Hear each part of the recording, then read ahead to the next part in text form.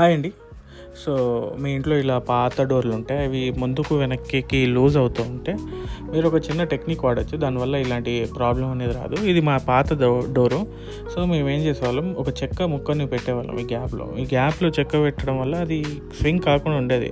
అంటే ముందు, వెనక్కి. కానీ అది పర్మనెంట్ సొల్యూషన్ కాదు. ఎప్పుడు తీసుకొచ్చి మళ్ళీ పెట్టాలి, మళ్ళీ తీయాలి. ఇదంతా ఎప్పుడు సొల్యూషన్ కాదు. సో, మీ దగ్గర ఒకవేళ సన్న సీలలు, మూలలు కనుక ఉంటే ఇవి ఆ గ్యాప్‌లో పెట్టగలిగితే, కింద లాక్స్ ఉంటాయి, దాంట్లో పెడితే తగినన్ని పెట్టగలిగితే అది టైట్‌గా కూర్చొని లూజ్ కాకుండా ఉంటుంది. సో దట్ మనకి ఇరిటేషన్ ఉండదు. ప్రతిసారి డోర్‌ని ఆ చెక్క ముక్కలు పెట్టడం, వెనక్కి ముందుకు అనడం అనేది. సో ఇది హార్డ్వేర్ షాప్‌లో దొరుకుతుంది. లేదంటే ఇంట్లో కనుక ఉంటే ఈ గ్యాప్‌లలో పెట్టొచ్చు. ఎక్కువ పెడితే మరీ టైట్ అవుతుంది. సో జాగ్రత్త చూసుకొని, మీకు ఎన్ని కావాలో అన్ని జాగ్రత్తగా పెట్టండి.